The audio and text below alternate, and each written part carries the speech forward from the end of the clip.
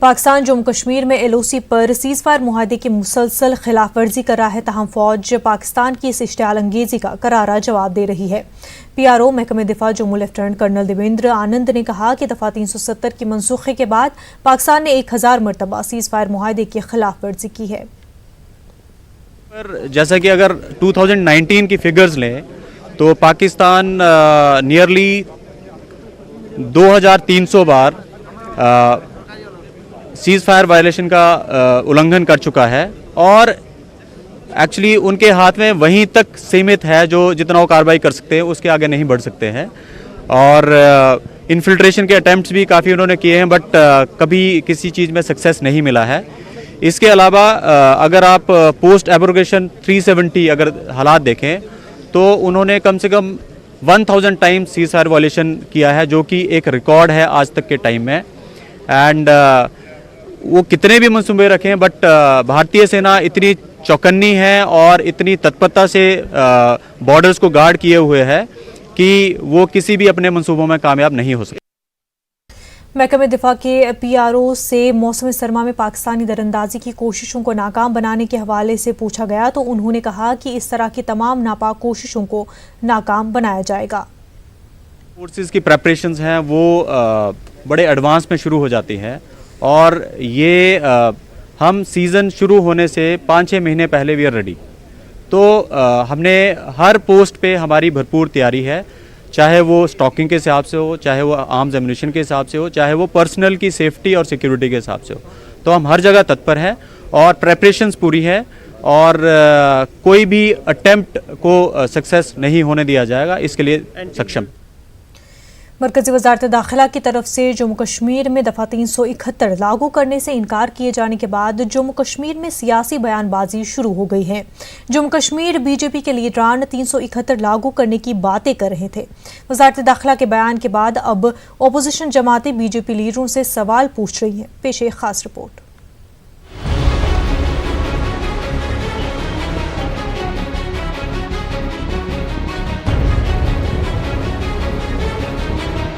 जम्मू कश्मीर की खुसूसी पोजीशन खत्म किए जाने के बाद जम्मू कश्मीर BJP के लीडरान ने लोगों को ये भरोसा दिलाया था कि ज़मीन के हुकूक के तहफ़्फ़ुज़ के लिए जम्मू कश्मीर में डोमिसाइल एक्ट लागू किया जाएगा।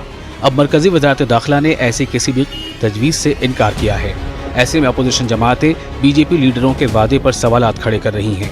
उनका कहना है कि BJP के लीडरों ने दफ़ा 371 लागू करने के सिलसिले में लोगों को गुमराह करने का काम किया है।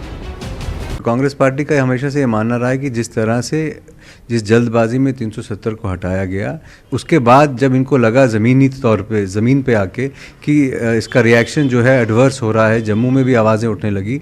जम्मू पे के लोग जब अब रियलाइज़ कर रहे हैं कि किस तरह से उनकी नौकरियों पे प्रहार होगा, ज़मीन पे प्रहार होगा और जो डोगरा कल्चर और आइडेंटिटी है वो खतरे में है, और उसको अपनी पॉलिटिकल ग्राउंड बचाने के लिए इनके लोकल लीडर स्टेटमेंट देते रहे। और हमारा हमेशा ये मानना था कि ये लोगों की आंखों में धूल झोंक रहे हैं, और आज के ये MHA के स्टेटमेंट से और ज़्यादा क्लियर हो गया है कि इनकी जो मानसिकता है, इनकी जो सोच है वो जम्मू के लोगों के प्रति बिल्कुल नहीं है। डोमिसाइल यहाँ जो है वो बहाल किया जाएगा और आर्टिकल 371 के प्रावधान जम्मू कश्मीर में एक्सटेंड किए जाएंगे। इसके बारे में बड़े बड़े बयानात उन्होंने दिए, मीडिया के माध्यम से बड़े बड़े लेख अखबारों में छपवाए, लेकिन आज उनकी पोल खुल गई क्योंकि मिनिस्ट्री ऑफ होम अफेयर्स ने साफ कह दिया कि ऐसा कोई भी प्रपोजल उनके पास नहीं है और ना ही वो आर्टिकल 371 के प्रावधानों को जम्मू कश्मीर में एक्सटेंड कर रहे हैं, कि उनके पास कोई भी प्रपोजल नहीं है यहाँ के लोगों की ज़मीनों और यहाँ के लोगों के जॉब्स को जो है यहाँ सुरक्षित रखने के लिए। ये एक धोखा है, ये एक विश्वासघात किया है भारतीय जनता पार्टी ने एक बार फिर से यहाँ के अवाम के साथ। लगातार इसी किस्म के बयानात देते रहे हैं और बाद में उनको जुमला करार दिया जाता है।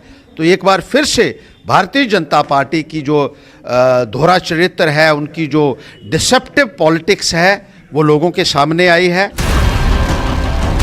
गौरतलब है कि जम्मू कश्मीर से दफ़ा 370 खत्म किए जाने के बाद डॉक्टर निर्मल सिंह समेत कई सीनियर BJP लीडरों ने लोगों को भरोसा दिलाया था कि उनके ज़मीनी हुकूक की बरकरारी के लिए डोमिसाइल एक्ट लागू किया जाएगा। BJP के ये लीडरान भी वज़ारत दाखिला के बयान के बाद सख्ते में आ गए हैं। जो भी केंद्र की तरफ से आज तक फैसले लिए गए हैं या लिए जाएंगे वो जम्मू कश्मीर की जनता के हित में होंगे। तो एक उम्मीद करनी चाहिए कि जो भी आगे रूल्स बनते हैं, कानून बनता है, वो जम्मू कश्मीर के हित में ही होगा। ठीक है कि कोई भी नौकरी अगर यहाँ पर जम्मू कश्मीर में निकलती है, स्थानीय लोगों को उसमें प्राथमिकता हो, यहाँ की जो लैंड है किस प्रकार से, उस पर कुछ ना कुछ ऐसे रूल्स होने चाहिए कि किसी रूल के तहत ही बाहर के लोग भी आएँ, तो केंद्र उस पर जरूर ध्यान देगा। माना जा रहा है कि गुज़िश्ता दिनों कई मकामी बीजेपी लीडरान ने दिल्ली जाकर इस मामले पर मरकजी लीडरों से बात भी की थी, ताहम इस बातचीत का कोई खातिरख्वाह नतीजा नहीं निकला है। अब वज़ारत दाखिला ने सभी क़यास आराइयों को ख़त्म कर दिया है। न्यूज़ 18 के लिए जम्मू से समीर भट्ट की रिपोर्ट। जम्मू में आज कई नौजवानों ने एहतजाज किया। दिल्ली के जामिया मिलिया इस्लामिया में पुलिस कार्रवाई के खिलाफ यह एहतजाज किया गया। National institute union of India के बैनर तले एहतजाज कर रहे इन तलबा ने पुलिस की कार्रवाई की मजम्मत की। उन्होंने कहा कि ये सब मरकजी सरकार के इशारे पर हो रहा है। एहतजाजियों ने वज़ीर दाखिला से इस्तीफे की मांग की है। वाज़रा की शहरी तरमीमी एक्ट के खिलाफ एहतजाज के चलते जामिया मिलिया में कल से हालात पुरतनाव हैं। ये जो कल स्टूडेंट्स पे लाठीचार्ज हुआ था, उसके खिलाफ हम लोग प्रदर्शन कर रहे थे और हम सरकार को साफ शब्दों में अमित शाह जी का रिजाइन चाहते हैं कि जिस तरीके से पुलिस ने कल AMU में, जामिया में और दूसरी यूनिवर्सिटीज में घुस के लाठीचार्ज किया, हम उसकी शदीद अल्फाज में निंदा करें। वादी में ब्रॉडबैंड और मोबाइल इंटरनेट खिदमात बंद रहने से लोगों को मुश्किलात का सामना है। इंटरनेट पर पाबंदी से नेशनल स्कॉलरशिप स्कीम के लिए मुस्तहिक तलबा का डेटा अपलोड करने में असातिज़ा को काफ़ी दुश्वारियों का सामना करना पड़ रहा है। पेश है मुदस्सिर कादरी की एक खास रिपोर्ट।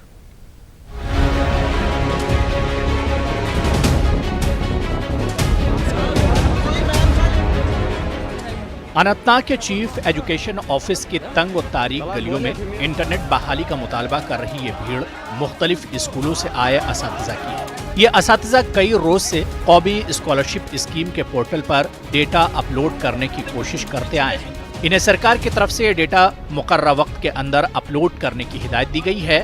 कश्मीर में इंटरनेट की अदम दस्तयाबी की वजह से इस काम को मुकम्मल करने में मुश्किलात का सामना है। इसके लिए कायम इंटरनेट फैसिलिटेशन सेंटर नाकाफी है। हमें क्या चाहिए, एक यूज़र आईडी चाहिए जो हमारे पास डाइस कोड है और हमारे पास पासवर्ड होना चाहिए। पासवर्ड देने के लिए हमें क्या करना पड़ेगा, हमें दूसरा जो आउटसाइड कश्मीर कोई बंदा होगा उसका नंबर देना होगा और उस पर वो पासवर्ड आएगा। वो पासवर्ड, उस पासवर्ड पे हमें फिर लॉगिन यहाँ पे करना है। उस लॉगिन के बाद हमें फिलअप इन्फॉर्मेशन करनी है।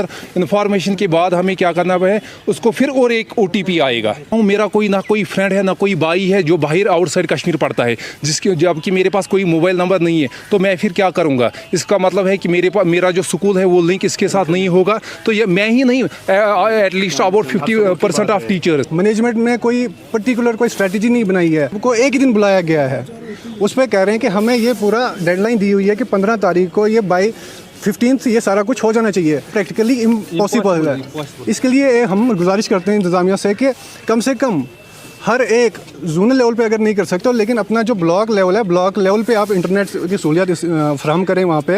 अब यही गुजारिश है कि इसका थोड़ा स्ट्रीमलाइन करें, इसकी डेडलाइन को आप थोड़ा आगे लेके जाएं। वादी में मोबाइल SMS पर पाबंदी का खमियाजा भी अब महकमा तालीम को भुगतना पड़ रहा है। असातिज़ा का कहना है कि इंटरनेट पर स्कूल ID कायम करने के लिए इन्हें OTP दरकार है, लेकिन SMS न मिलने से ऐसा करना नामुमकिन है। कि बच्चों का हम एक्शन नहीं कर पाएंगे, इसका बच्चों को कोई भी बेनिफिट नहीं मिलेगा, क्योंकि जब तक हम हर बच्चे को SMS आता है पेरेंट के नंबर पे, तो यहाँ पे SMS सर्विस बंद है। हमें ये कह रहे हैं कि बाहर का नंबर दो। हमारा कोई रिलेटिव यहाँ बाहर है ही नहीं। एक नंबर पे 2 बच्चों का होता है, जहाँ मेरे 250 बच्चे हैं, मैं कैसे करूँगा। जब ब्रॉडबैंड सर्विस यहाँ पे बहाल की जाएगी तो जोनल लेवल पर जो भी टीचर्स है, जो भी जिनके क्लर्क साहिबान है, तो वो वहाँ पे उनको इंटरनेट एक्सेस दिया जाएगा और हमारी प्रॉब्लम जल्द से जल्द सॉल्व हो जाएगी। और दूसरी बात, यहाँ पे SMS सर्विस जो है ये भी बैन, बहुत दिनों से, बहुत महीनों से यहाँ पे SMS सर्विस बैन है, तो इस SMS सर्विस को भी बहाल करना चाहिए। आदादुश्शुमार के मुताबिक जम्मू कश्मीर में नेशनल स्कॉलरशिप स्कीम के तहत लगभग 35,000 स्कूलों का NSS पोर्टल पर इंदराज करना लाजमी है। इसके बाद स्कॉलरशिप के लिए मुस्तहिक तलबा ऑनलाइन अर्जियां दाखिल कर सकते हैं। सवाल ये कि इंटरनेट की अदम दस्तयाबी के चलते किस तरह ये मुमकिन बनाया जा सकता है।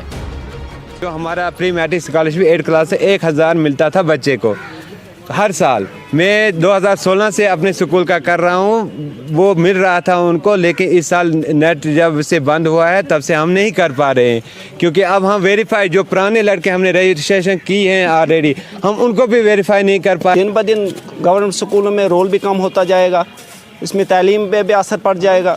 ये दावे तो बहुत कर रहे थे सरकार के हम ऐसा फ़ायदा दे रहे हैं बच्चों को, मगर ग्रास रूट लेवल पे कुछ भी नहीं हो रहा। नेशनल स्कॉलरशिप जैसी स्कीमों के तहत लगभग 15 लाख से ज़ायद तलबा इस्तेफादा करते हैं। इस बार इंटरनेट पर पाबंदी की वजह से कई मुस्तहक तलबा का स्कॉलरशिप से महरूम रहने का खदशा जाहिर किया जा रहा है। ज़रूरत इस बात की है कि इंतज़ामिया इसका नोटिस ले। न्यूज़ 18 के लिए मुदस्सिर कादरी की रिपोर्ट। उड़ी टाउन के लोगों को इंटरनेट के न रहने से दुश्वारियों का सामना करना पड़ रहा है। तलबा और उनके सरपरस्तों ने उड़ी टाउन में इंटरनेट फराहम करने की इंतजामिया से अपील की है। उनका कहना है कि डीसी दफ्तर बारामूला में दस्तयाब इंटरनेट की सहूलत से इस्तेफादा करने में उन्हें मुश्किल पेश आ रहे हैं। तलबा के मुताबिक वो काफ़ी तवील सफ़र करके डीसी दफ्तर पहुँचते हैं, लेकिन दफ्तर में काफ़ी हुजूम रहने से वो अपना काम मुकम्मल नहीं कर पाते हैं। तलबा और ताजरीन ने उड़ी में भी इंटरनेट की सहूलत मुहैया करने की अपील की है। इतनी शेलिंग के बावजूद ये बच्चे अपनी जान हथेली पे रख के यहाँ पहुँचते हैं, यहाँ उनका काम नहीं होता है, फिर वापस चल जाते हैं, दूसरे दिन फिर वापस आना पड़ता है, किसी के पास किराया नहीं होता है।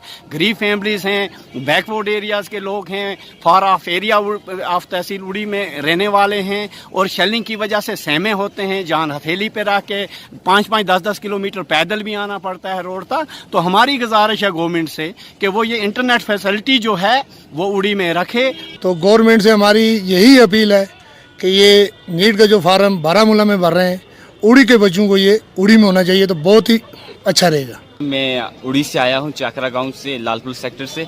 यहाँ पे हमें अपनी स्कॉलरशिप का फॉर्म भरना था यहाँ पे हमें, तो बहुत सारी दिक्कत आ रही है हमें यहाँ पे फॉर्म भरने में, बहुत ही यहाँ पे भीड़ होती है। तो हमारी डी सर से यही रिक्वेस्ट है कि जो फैसिलिटी जो यहाँ पे दे रहे हैं, अगर वो यही फैसिलिटी अगर वहाँ उड़ी में देंगे तो हमारे लिए बहुत ही बेहतर होगा, बहुत ही हमारे लिए अच्छा। श्रीनगर समेत वादी कश्मीर के कई इलाकों में शदीद सर्दी की वजह से बाजार सुबह देर से खुले रहे। ताहम आज मौसम में कुछ बेहतरी की वजह से सुबह से ही दुकानें और कारोबारी सरगर्मियां शुरू हो गई थी। श्रीनगर के अहम तिजारती मराकज़ लाल चौक, हरी सिंह हाई स्ट्रीट और बटामालू में मामूल के मुताबिक कारोबारी सरगर्मियां जारी रहीं। सड़कों पर निजी गाड़ियों के अलावा पब्लिक ट्रांसपोर्ट की नकल हमल भी देखी जा रही है। श्रीनगर के कई इलाकों में पुलिस और फोर्सेस की तैनाती बदस्तूर जारी है।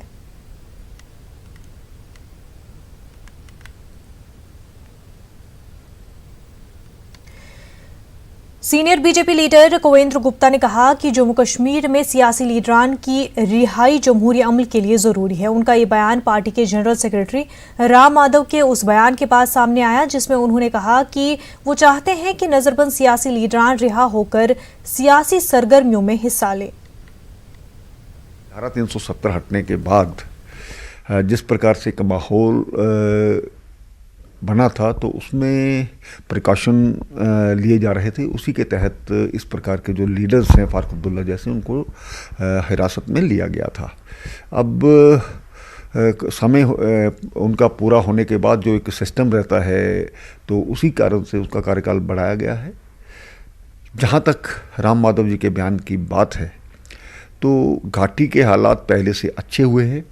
जो पत्थरबाजी की घटनाएं होती थी या आम जो लाइफ है वो पटरी पर आ गई है। तो लगता है कि पॉलिटिकल प्रोसेस शुरू होगा और उसके लिए बड़ा ज़रूरी है कि इस प्रकार के नेताओं को छोड़ना। तो मुझे लगता है कि धीरे धीरे पिछले 4 महीने में काफ़ी चेंजेस आई हैं और धीरे धीरे जो हालात ठीक हो रहे हैं उसमें नेताओं को छोड़ना स्वाभाविक बात है। प्रशासन को ये कदम उठाना है, लोकल प्रशासन को, पहले ही गृह मंत्री ने कहा है। तो मुझे लगता है कि उसी को देखते हुए जल्द ही इस प्रकार की जो छोड़ना, काफ़ी नेताओं को छोड़ दिया गया है, इनको भी छोड़ दिया जाएगा। मुल्क भर की तरह वादी कश्मीर में भी विजय दिवस मनाया गया। इस ज़मीन में कई प्रोग्रामों का इनेकाद किया गया। आर्मी हेडक्वार्टर श्रीनगर में 1971 की जंग के शहीदों को खराज अकीदत पेश किया गया। पेश है हमारे चीफ रिपोर्टर परवेज भट्ट की रिपोर्ट।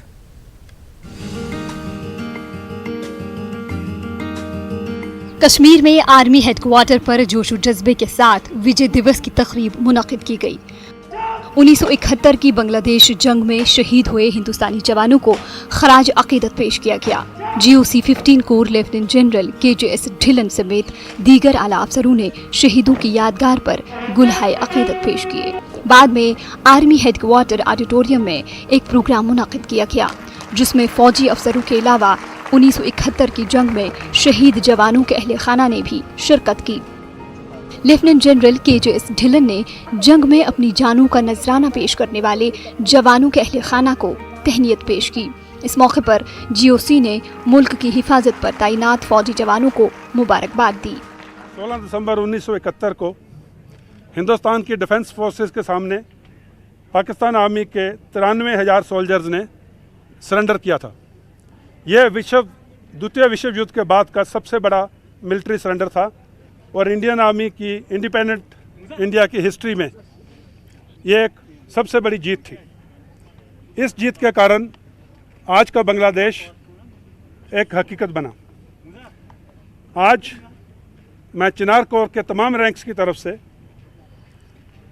पूरे कश्मीर के अवाम, इंडियन आर्मी सोल्जर्स, उनके परिवारों को बहुत बहुत बधाई देता हूं और देश की सेवा में लगे हुए तमाम सोल्जर्स, वो कहीं भी हों अपनी ड्यूटी के ऊपर, उन सबको अच्छा कार्रवाई करने के लिए मुबारकबाद और शुभकामनाएं देता हूँ। 1971 की जंग के दौरान तकरीबन 3,900 हिंदुस्तानी फौजी जवानों ने शहादत पाई, जबकि 9,000 से ज्यादा जख्मी हुए थे।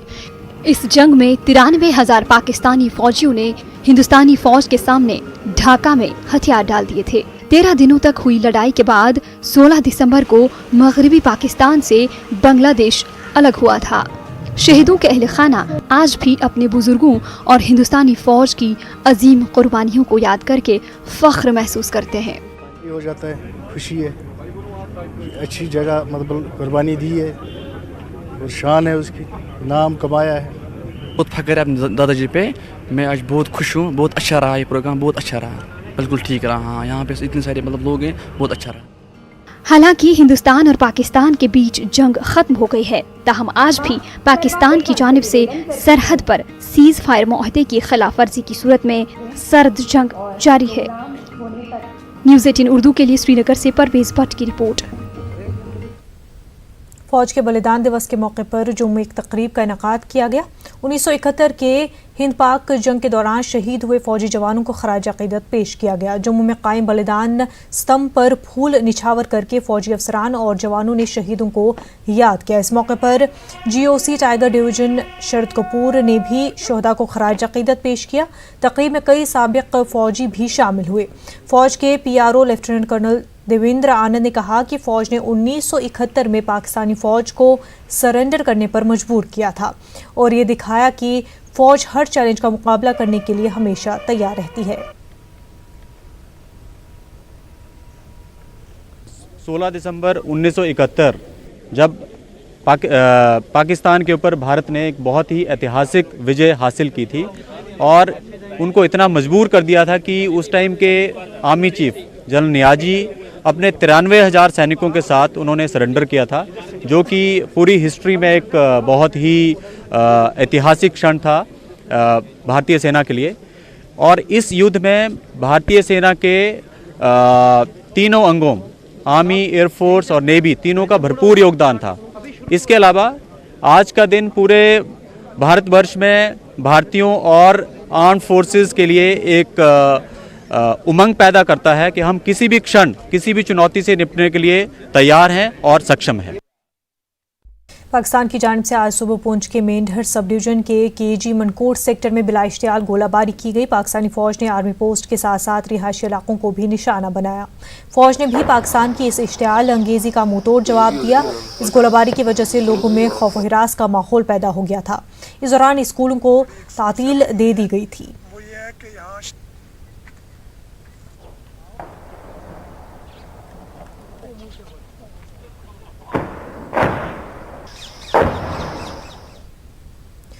जम्मू श्रीनगर कौमी शाहराह पर जिला रामबन के समहादी मोड खूनी नाला के करीब एक दर्दनाक हादसे में डीआईजी सीआरपीएफ शैलेंद्र कुमार सिंह और उनके ड्राइवर नवीन कुमार जान बहक हो गए हैं। उनके हमरा गाड़ी में सवार हेड कांस्टेबल मोहम्मद शरीफ खान शदीद जख्मी हो गए हैं। वाज़ेह है कि इतवार शाम शैलेंद्र कुमार अपने काफिले के हमरा श्रीनगर की जानिब जा रहे थे। खूनी नाले के पास पहाड़ से अचानक चट्टानें खिसकने से उनकी गाड़ी पत्थरों की जद में आ गई। हादसे की इतला मिलते ही पुलिस और सिविल क्यूआरटी मेंबरान ने पहले जख्मी शख्स को निकाला, उसके बाद तबाहशुदा गाड़ी से लाशें निकाली गईं। जिला अस्पताल रामबन में कानूनी लवाजमात पूरे करने के बाद लाशों को सीआरपीएफ के हवाले किया गया। उधर जिला बांडीपुरा में गुरेज के बख्तूर सेक्टर में कल पाकिस्तान की बिलाइश्तियाल गोलाबारी में जख्मी हुए फौजी जवान ने शहादत हासिल कर ली है। शहीद जवान की पहचान 6 मराठा रेजिमेंट के एससी चोगले के तौर पर हुई है। कल शाम को 7 बजे करीब क्यूआरटी मेंबर्स ने मुझे फ़ोन किया कि ऐसे ऐसे कोई गाड़ी है जो लैंडस्लाइड के नीचे दब गई है समवेयर अराउंड खूनी नाला के पास। तो हमने इमीडिएटली वहाँ पे एक एम्बुलेंस रश की और कुछ ही टाइम में हमें पता चला कि वहाँ पे जो एक स्कॉर्पियो गाड़ी थी जो सीआरपी की गाड़ी थी जो श्रीनगर की तरफ जा रही थी। श्रीनगर कौमी शाहराह को आज 5वें दिन ट्रैफिक की आमदोरफ्त के काबिल बनाए जाने के बाद रामबन मानहल सेक्टर में दरमांदा गाड़ियों को रवाना किया गया। गुज़िश्ता रात शाहराह को कुछ वक्त के लिए खोला गया था, ताहम खूनी नाले में पेश आए सड़क हादसे के बाद ट्रैफिक को आज सुबह तक मुअत्तल किया गया था। आज सुबह से ही दरमांदा गाड़ियों को अपनी मंजिलों की जानिब चलने की इजाज़त दी गई। बर्फबारी की वजह से जोजिला पास बंद होने से दरमांदा हुए दर्जनों मुसाफिरों को आज एयरलिफ्ट किया गया। फजाइये के तैयारों की मदद से करगिल और लेह के दरमांदा मुसाफरीन को श्रीनगर मुंतकिल किया गया, जबकि श्रीनगर से भी 200 से जायद मुसाफरीन को लेह पहुंचाया गया। मुसाफरीन को न्यूज़ 18 के जरिए जानकारी फराहम की गई, जिसकी लोगों ने खूब सताइश की। इस मौके पर LAHDC करगिल के चेयरमैन फेरोज अहमद खान और दरमांदा मुसाफरीन ने फौज और लद्दाख इंतजामिया का शुक्रिया अदा किया। उस लिस्ट के हिसाब से SHO भी वहाँ पे बैठ के हमने सारे स्ट्रैंडेड पैसेंजर्स को वहाँ पर जमा किया। उसमें हमें कम से कम 239 स्ट्रैंडेड पैसेंजर्स थे। उन 239 स्ट्रैंडेड पैसेंजर्स को हमने 5 बसों में वहाँ से ला के ले के आयल एयरपोर्ट से रवाना किया गया, जहाँ पर हमने इनके अलावा जो भी करगिल का कुछ पैसेंजर जहाँ पे रहे थे उनको भी साथ में भेज दिया, जिसको लेके हमने कम से कम आज 350 के करीब पैसेंजर को यहाँ से श्रीनगर के लिए रवाना किया। जनाब, सबसे पहले तो हम लेह और करगिल इन्वेस्टिगेशन का बहुत ही मशकूर हूँ कि उन्होंने कल रात को 7 बजे तमाम मुसाफिरों को न्यूज़ 18 ने जो कि इतला देकर जमा किया और सबको रातों रात ले पहुँचाया, जहाँ लेह एडमिनिस्ट्रेशन ने इंतज़ाम किया था। इस तरह आर्मी एयरफोर्स के ज़रिए लेह वालों को श्रीनगर और श्रीनगर वालों को करगिल तक पहुँचाया गया। लिहाजा हम लद्दाख एडमिनिस्ट्रेशन और ख़ासकर आर्मी एयरफोर्स और न्यूज़ 18 का स्पेशली बहुत ही मशकूर हूँ। भारी बर्फबारी के बाद कस्बे शोपियां में सड़क के दोनों अतराफ बर्फ जमा रहने से दुकानदारों और राहगीरों को काफ़ी मुश्किलात का सामना है। कस्बे शोपियां में हाल ही में तकरीबन 2 फुट बर्फबारी हुई। सड़कों से बर्फ हटाई गई, मगर सड़कों के दोनों अतराफ बर्फ के अंबार देखे जा सकते हैं। उसकी वजह से आम लोगों को मुश्किलात का सामना है।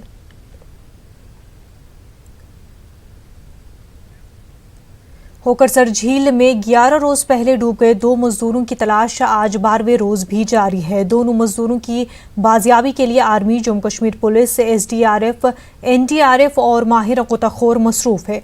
बताया जाता है कि महकमे इरिगेशन और फ्लड कंट्रोल की जानिब से होकरसर इलाके में एक कंपनी के जरिए से ड्रेजिंग का काम किया जा रहा है और बहुत सारे मजदूर इस काम को अंजाम दे रहे हैं। बताया जाता है कि 11 रोज पहले रात के दौरान पटन से ताल्लुक़ रखने वाले माजिद लोन और उजर बारामुल्ला के मोहम्मद असलम कश्ती में जा रहे थे और होकरसर वेस्टलैंड में दोनों डूब गए। डीसी बांडीपुरा शहबाज अहमद मिर्जा का कहना है कि डिग्री कॉलेज हाजन के लिए 20 कनाल ज़मीन हासिल की गई है। बहुत जल्द कॉलेज का इब्तदाई मरहले का तामीराती काम शुरू किया जाएगा। हाजन दौरे के दौरान कॉलेज इंतजामिया को कुछ स्कूली इमारतें हवाले करने के सिलसिले में मुनक़िदा तकरीब के दौरान डीसी का कहना है कि कॉलेज के तामीराती काम के लिए कुछ रकूमात भी वागुजार की गई हैं। डिप्टी चीफ एजुकेशन और सिविल सोसाइटी हाजन के अरकान भी मौजूद थे। लोगों ने कॉलेज की तामीर और दीगर सरगर्मियों के लिए उठाए जा रहे इक़दामात की सराहना की। के लिए कॉलेज बड़ी मुद्दत के बाद मिला है और इसके लिए फंड्स भी वागुजार हुए हैं। शायद कॉलेज स्टाफ को मिले हैं 34,000 लाख रुपए हट्स बनाने के लिए। इसके अलावा मिडिल स्कूल की बिल्डिंग भी उनको सुपुर्द की गई है आज, और ये खुदा का शुक्र है कि अब हमारे बच्चे आला तालीम से आरास्ता होंगे। इस साल 35 बच्चों ने यहाँ से फर्स्ट सेमेस्टर के एग्ज़ाम भी दिए हैं। अब इसकी कंस्ट्रक्शन के लिए यहाँ पर 55 कनाल लैंड जो है हायर सेकेंडरी स्कूल का कुछ पोर्शन था वो ट्रांसफ़र करने के लिए गवर्नमेंट को भेजा हुआ है। उस पर मज़ीद कंस्ट्रक्शन के लिए कुछ फंड्स भी आए हैं, इसके कंपाउंड वाल बनाने के लिए और कुछ प्री फैब स्ट्रक्चर बनाने के लिए। वही हम आज देखने आए थे कि उसका क्या स्टेटस है। R&D को टारगेट दिया गया कि बाई एंडिंग फरवरी जो है प्री फैब स्ट्रक्चर और कंपाउंड वाल जो है वो तैयार कर लेंगे।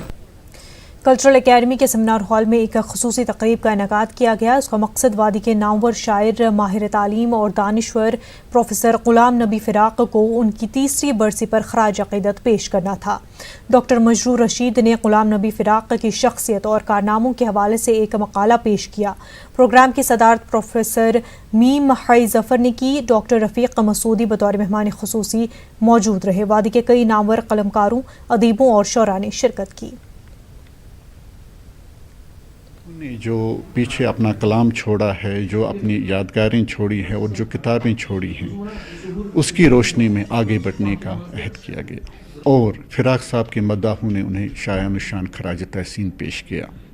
फ़िराक साहब ने कश्मीरी ज़बान को, कश्मीरी अदब को, कश्मीरी सेंसिबिलिटी को बहुत कुछ दिया है। जहाँ तक इन तकारीब का ताल्लुक़ है, इनका मकसद तभी पूरा होता है जब हम जो भी राइटर हो, जब हम जो कुछ उनने लिखा है, जब तक उन किताबों पर सैर हासिल तबसरा नहीं होगा, उनकी क्रिटिकल एवेलुएशन नहीं होगी, उन पे क्वालिटी मज़ामीन नहीं लिखे जाएंगे, मुझे लग रहा है कि तब तक जो हमारा काम है पूरा नहीं होगा। जम्मू में आज से 2 रोज़ा गोजरी कॉन्फ्रेंस शुरू हुई। जम्मू कश्मीर कल्चरल एकेडमी के ज़ेर एहतमाम मुनक़्क़दा इस कॉन्फ्रेंस का इफ्तिताह एकेडमी के सेक्रेटरी मुनीरुल इस्लाम ने किया। कॉन्फ्रेंस में गोजरी ज़बान के शोरा, अदीब और कलमकार हिस्सा ले रहे हैं। सेक्रेटरी ने कहा कि बरसग़ीर में गोजरी बोलने वालों की एक बड़ी तादाद है। मुक़र्रिरीन ने गोजरी ज़बान के तहफ़्फ़ुज़ और उसकी तरक्की के लिए इक़दामात उजागर किए।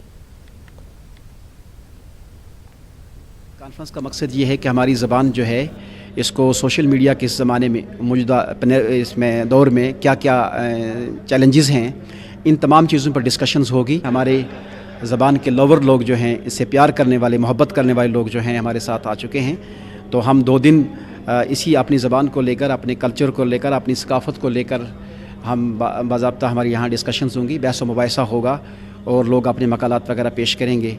मुझे उम्मीद है कि हमारी ये कॉन्फ्रेंस, कुल रियासती कॉन्फ्रेंस जो कि हमने जिसका इनेकाद किया है, ये एक कामयाब बल्कि एक मेगा कॉन्फ्रेंस है और कामयाब कॉन्फ्रेंस रहेगी। जम्मू में कुल हिंद उर्दू मुशायरे का इनेकाद हुआ। ये मुशायरा 2 रोज़ा कौमी सेमिनार का एक हिस्सा था। इस सेमिनार का मौजू है उर्दू ज़बान की तरवीज में गैर मुस्लिम का किरदार। मुशायरे में मुल्क के मुख्तलिफ हिस्सों से आए शोरा ने अपना कलाम पेश किया। जम्मू यूनिवर्सिटी के vice chancellor professor Manoj Kumar धर मेहमान खुसूसी रहे।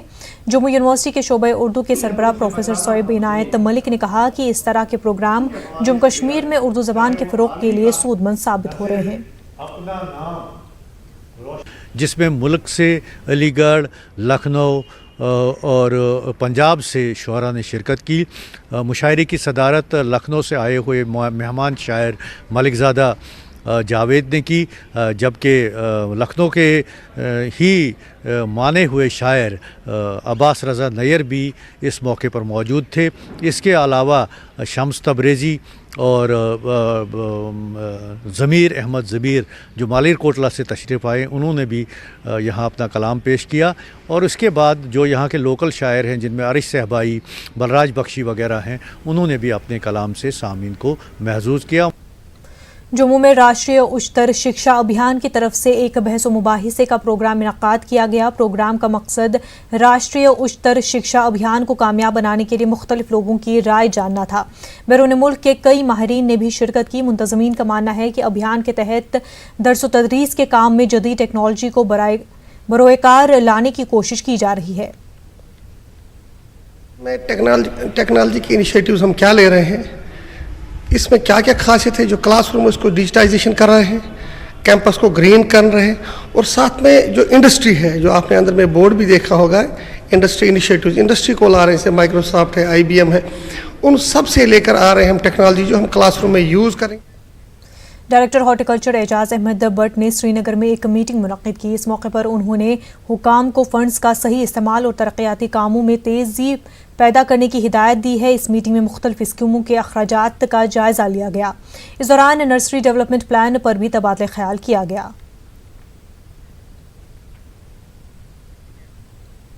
हज़रत पीर बाबा सैयद मोहम्मद यूसुफ साहब रहमतुल्लाह अलैह का सालाना उर्स आज पूरे अक़ीदत और एहतराम से मनाया गया। फौजी हेडक्वार्टर में वाक़ई पीर बाबा की दरगाह पर उर्स तकरीब मुनक़्क़िद हुई। इस मौके पर मुल्क में अमन व खुशहाली के लिए ख़ुसूसी दुआएं की गई। GOC 15 core lieutenant general KGS Dhillon ने भी दरगाह पर हाज़िरी दी और बाबा पीर की मज़ार पर चादर चढ़ाई। इस मौके पर GOC ने फ़िरक़ावाराना हम आहंगी और भाईचारे के लिए कश्मीरियों की सताइश की। उसका ये मुकद्दस दिन एक भाईचारे, आपसी प्यार मोहब्बत और आपसी मेल मिलाप का एक बहुत उम्दा मुकाम है। और खुशी इस बात की है, और मैं अपने आप को खुशनसीब इसलिए समझता हूँ कि ये दिन आज कश्मीर की धरती पे खड़े होकर मना रहा हूँ, जिसमें कश्मीरियत, इंसानियत, सूफियत जिसकी रूह में बसती है। कश्मीर अपने आप में एक सर्वधर्म परंपरा का एक हिस्सा रहा है, और मेहमान नवाजी और आपस में भाईचारा कश्मीर का एक धड़कता दिल जो है वो हम कह सकते हैं। काकापुरा BDC के चेयरमैन उमर जान ने कहा है कि जिला पुलवामा में तिबी ढांचे को बेहतर बनाने की जरूरत है। उन्होंने कहा कि सरकारी अस्पतालों में माहिर डॉक्टरों और दीगर अमले की कमी है। कुछ मराकज़ में दीगर सहूलियात का भी फुकदान है। बर्फबारी में लोगों की मुश्किलात में इजाफा हो रहा है। श्रीनगर के मेयर जुनैद मुत्तू की सरबराही में श्रीनगर म्यूनसिपल कॉरपोरेशन की मीटिंग मुनक्किद की गई। मुख्तलिफ महकमेजात से ताल्लुक़ रखने वाले अफसरान ने शिरकत की। मौसम सरमा में लोगों को दरपेश मसाइल पर बात हुई। कॉरपोरेशन के कमिश्नर खुर्शीद अहमद भी मौजूद रहे।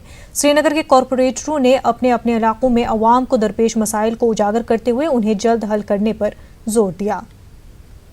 DC गांदरबल हशमत अली खान ने ICDS और दीगर सरकारी स्कीमों का जायजा लिया। डिस्ट्रिक्ट सोशल वेलफेयर अफसर ने मुख्तलिफ स्कीमों के निफाज के ताल्लुक से तफसीलात मुहैया की। उन्होंने बताया कि पेंशन स्कीमों के तहत 22,732 अफराद मुस्तफीद हो रहे हैं। इस मौके पर DC ने स्कीमों से महरूम अफराद की फहरिस्त तैयार करने की हिदायत दी ताकि सभी मुस्तकीन इससे इस्तिफादा कर सकें। ADC गांदरबल ने मिनी सेक्रेटरीट का अचानक दौरा करते हुए मुख्तलिफ महकमों की कारकर्दगी का जायजा लिया। ADC ने तकरीबन 33 महकमों में हाजिरी, कामकाज और अवामी खिदमात की फराहमी के अमल का जायजा लिया। ADC ने मुय्यना वक्त के अंदर लोगों के मसाइल हल करने और दियानतदारी से अपनी जिम्मेदारियां निभाने पर जोर दिया। DC बारामूला डॉक्टर GN एतो ने मुख्तलिफ तरक्याती प्रोजेक्टों का जायजा लिया। DC ने सांगली में ड्रेनेज स्कीम, ओल्ड टाउन में SRTC ब्रिज समेत दीगर कई प्रोजेक्टों में हुई पेशरफ्त का जायजा लिया। DC ने कामों में तेजी पैदा करने और तयशुदा वक्त पर प्रोजेक्ट मुकम्मल करने की मुतल्लिका हुकाम को हिदायत दी। DC पुलवामा डॉक्टर राघु लांगर की सदारत में अफसरों की एक मीटिंग मुनक्किद हुई। मीटिंग में मुख्तलिफ सरकारी महकमों की तरफ से किराए पर ली गई इमारतों के किराए मुआहिदों पर तबादला ख्याल हुआ। DC ने अफसरों पर जोर दिया कि वो मीटिंग में तय किए गए किराया नामों के तहत मिल्कियत के मालिकान को किराया अदा करें। DC कश्तवाड़ अंग्रेज से घराना और SSP डॉक्टर हरमीत सिंह ने जिले के दूर दराजा इलाकों का दौरा किया और बर्फबारी के बाद पैदा शुदा सूरत हाल का जायजा लिया। उन्होंने सड़कों से बर्फ हटाने, पानी की सप्लाई, राशन की दस्तियाबी, अद्वियात और दीगर ज़रूरी अशिया की फराहमी के बारे में जानकारी हासिल की। DC ने लोगों को यकीन दिलाया कि उनके मसाइल हल किए जाएंगे। उन्होंने सरकारी अहदेदारों को पूरी जिम्मेदारी से अपना काम करने की हिदायत दी। बारामूला में मंशियात के खिलाफ मुहिम शुरू की गई है। इस मुहिम के तहत काउंसलों की एक टीम मुख्तलिफ मकामात का दौरा करके लोगों को मंशियात के नुकसानात से आगाह कर रही है। इसी ज़िम्न में प्राइमरी हेल्थ सेंटर नैनगिली सोपोर में काउंसलिंग सेशन मुनक्किद किया गया। कंसल्टेंट साइकोलॉजिस्ट वार्तिका गुप्ता समेत दीगर ओहदेदार नौजवानों की काउंसलिंग की।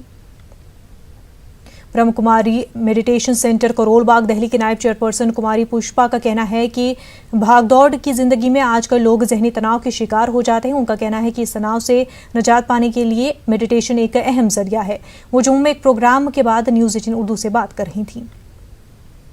लेह ITBP की जानिब से 46 तलबा के एक ग्रुप को भारत दर्शन टूर पर रवाना किया गया। तलबा लेह के अलावा दिल्ली और विशाखापट्टनम का दौरा करेंगे। इस मौके पर तलबा मुख्तलिफ इलाकों का दौरा करेंगे और मुतल्लिका इलाकों की तहजीब व सकाफत से वाकिफ होंगे। लेह में रिवायती तीरंदाजी मुकाबले मुनक्किद किए गए। मनफी दर्जे हरारत में भी खिलाड़ियों ने बढ़ चढ़कर इस टूर्नामेंट में हिस्सा लिया। Ranbirpura United Youth Cultural and Welfare Society की जानिब से मुनक्किदा इन मुकाबलों में खवातीन की 5 टीमों समेत 24 टीमों ने हिस्सा लिया।